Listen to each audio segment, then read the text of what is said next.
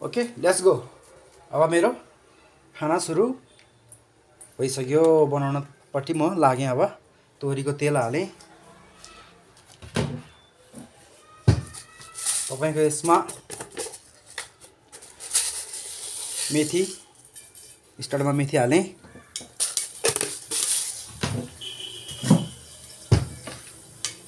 तपाईको सबै कुरा राखिने मिलाइसकेको छु हैन। अब स्टार्ट गरेँ फेरि। यसमा तेजपत्ता राखेँ हैन, अनि प्याज हालेँ। ओके,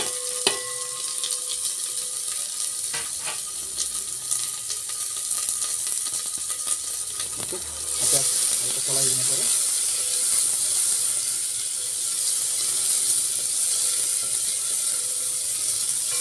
ओके,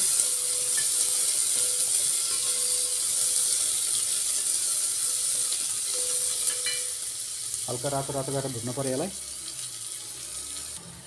ओके, अब प्याज पनि ब्राउन भइसकेको अवस्था छ हैन। अब हल्का ब्राउन भइसकेको छ। अब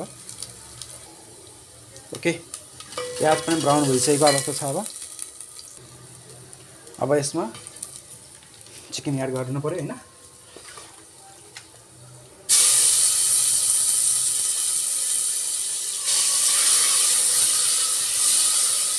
वाउ, दामी छ बास।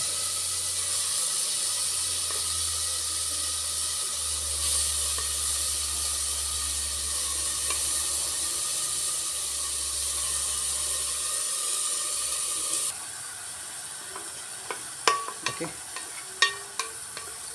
अब यहाँ हालिसकेको अवस्था छ हैन।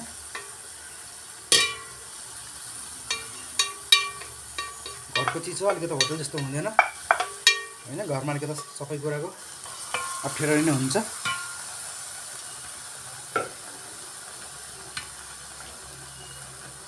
तपाईको यहाँ चाहिँ अब चलाउनु पर्यो हैन। यो घरको मेरो यो भाँडा अलि सानो छ हैन, सानो परिवारमा भएको, त्यही भएर अलिकति अप्ठ्यारो पनि छ। तर यसमा चाहिँ एकदम राम्रो हुन्छ। यो चाहिँ एकदम ओरिजिनल हो है। यसमा चाहिँ एकदम राम्रो हुन्छ। हेर्नुस्, यो चाहिँ एकदम राम्रो हो। यो कति उठेको है।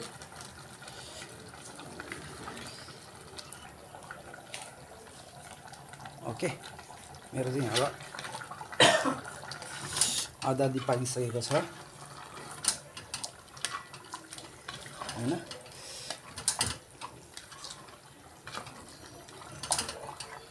यो भाँडामा चाहिँ मलाई अति राम्रो लाग्छ।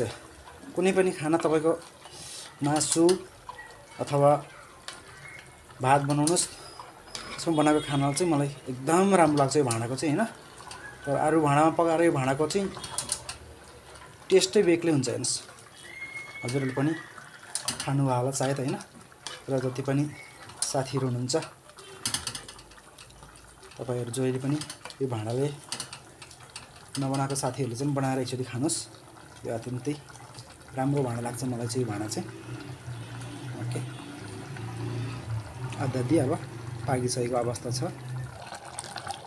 ल हेर्नु साथीहरू, अब चाहिँ कुक भइसकेको अवस्था छ हैन। आधा भइसक्यो।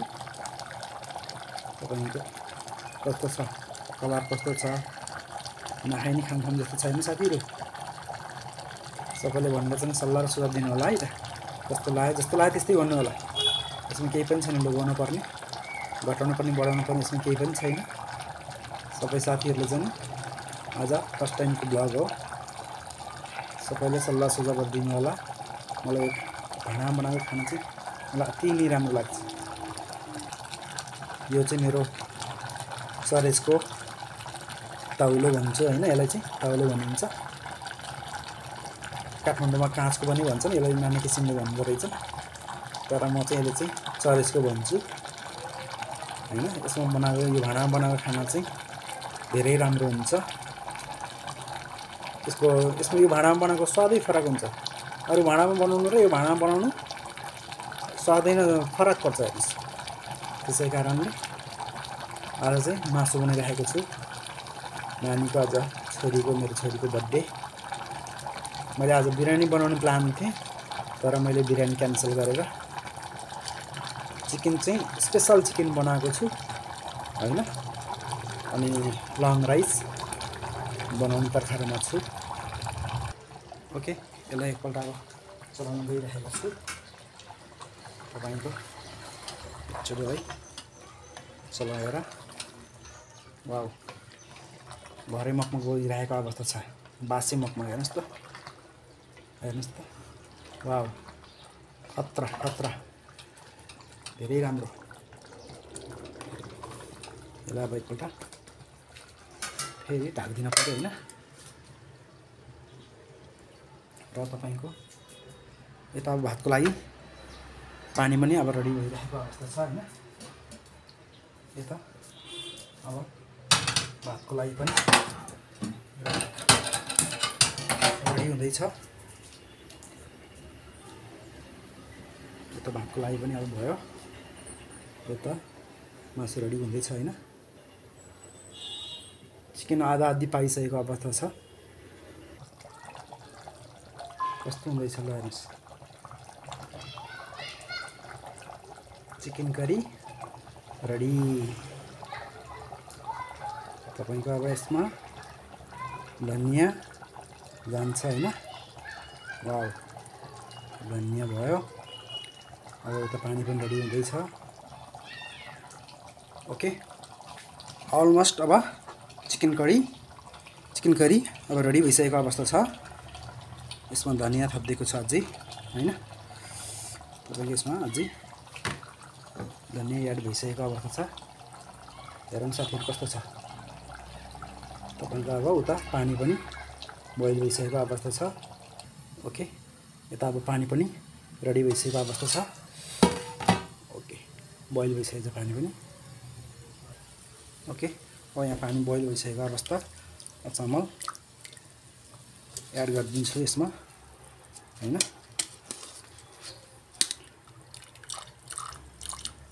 लङ राइस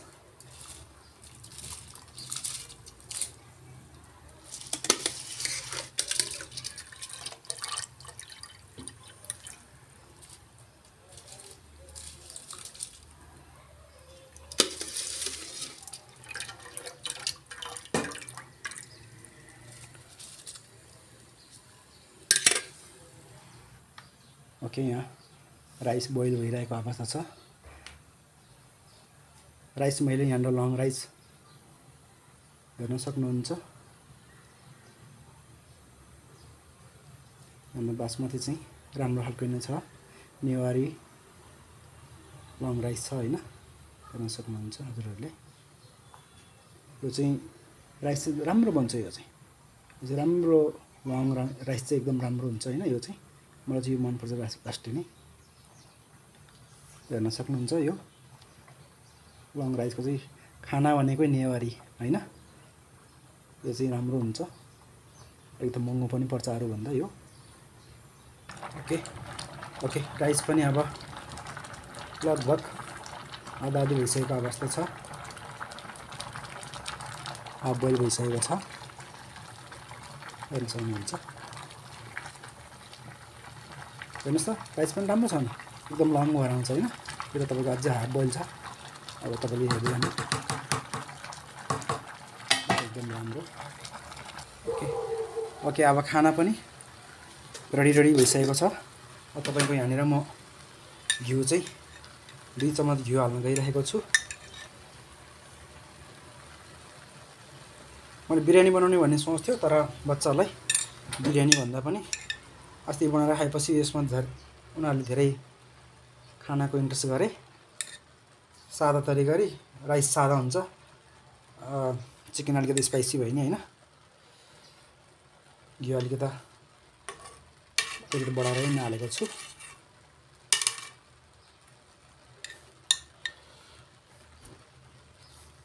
तपाईको 3-4 चम्मच जति हालिसकेको छु। ओके, तपाईको अब खाना पनि रेडी भइसकेको छ। यसमा माथिबाट हल्का घरमै बनाएको मसला पाउडर हालिदिएको छु हैन। त्यसो गर्दाखेरि चाहिँ बास एकदम मिठो हैन। अब रेडी भइसकेको अवस्था छ। एकपल्ट तपाईको यसलाई चाहिँ सर्लक्क चलाइदिनु पर्यो हैन, तलको माथि माथि तल गरेर। यस्तो गर्दा चाहिँ बास अति राम्रो आउँछ। अब अलरेडी खाना पनि रेडी भइसकेको अवस्था छ हैन, हेर्न सक्नुहुन्छ।